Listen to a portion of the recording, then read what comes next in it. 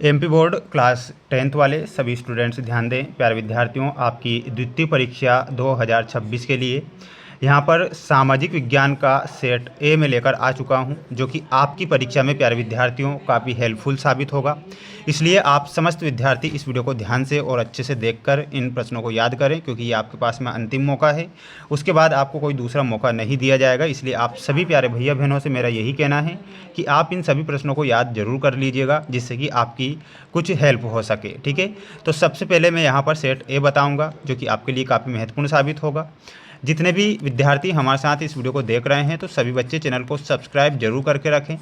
Set ए से लेके तो सेट डी तक 4 सेट पेपर आपको प्रत्येक विषय के जरूर पढ़ना है, जिससे कि आप इस बार पास हो सकें। ठीक है, आइए शुरुआत करते हैं हमारे उन प्रश्नों से जो आपको परीक्षा में दिए जाएंगे और पूछे भी जाएंगे।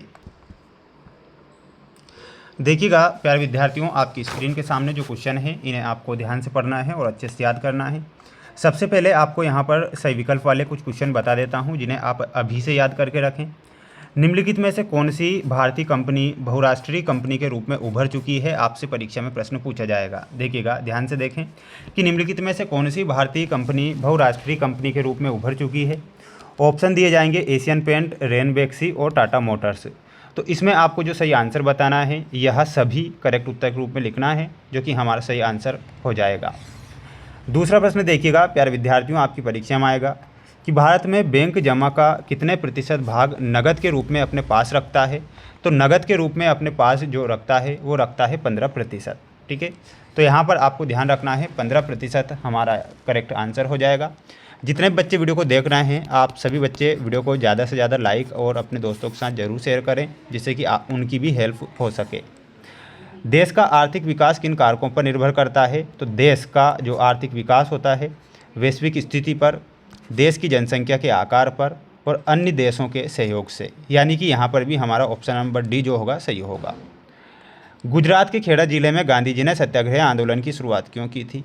तो आप लिखेंगे लगान वसूली में ढील देने के कारण गुजरात के खेड़ा जिले में गांधी जी ने सत्याग्रह आंदोलन की शुरुआत की। गुजरात के खेड़ा जिले में गांधी जी ने सत्याग्रह आंदोलन की शुरुआत की थी लगान वसूली में ढील देने के कारण।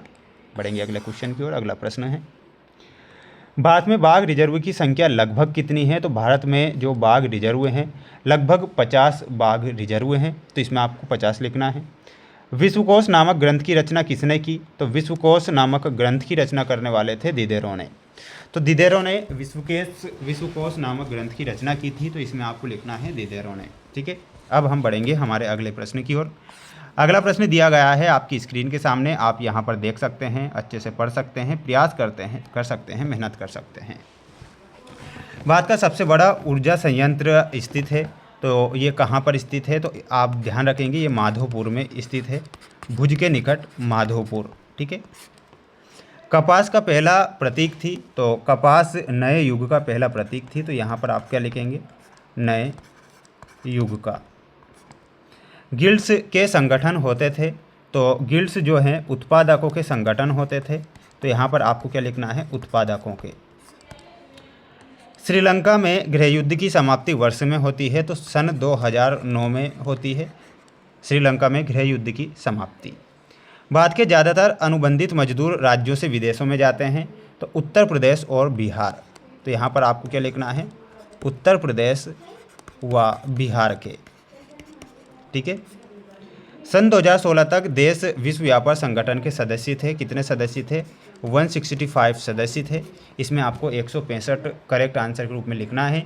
अब आप इसका एक स्क्रीनशॉट लेकर अच्छे से इन सभी प्रश्नों को याद जरूर करें। तीसरा प्रश्न आपको यहाँ पर मैं सत्य असत्य वाले बता रहा हूँ, आपको पढ़ लेना है, याद कर लेना है। भिलाई इस्पात कारखाना ग्रेट ब्रिटेन के सहयोग से स्थापित किया गया था। प्रश्न पूछा गया है आपसे। तो प्यारे बच्चों, इसमें आपको क्या लिखना है, असत्य। खान अब्दुल गफ्फार खान को सीमांत गांधी के नाम से भी जाना जाता है, ये बिल्कुल बात सत्य है। गरिमा और आज़ादी की चाह ही लोकतंत्र का क्या है, आधार है। प्यारे बच्चों, ये बिल्कुल सत्य होगा। भारतीय बाज़ारों में अमेरिका के खिलौने की भरमार हो गई है। तो बिल्कुल ये आपको असत्य लिखना है। मानव द्वारा विकसित किए गए संसाधन जैसे भवन, सड़क आदि मानव निर्मित संसाधन कहलाते हैं।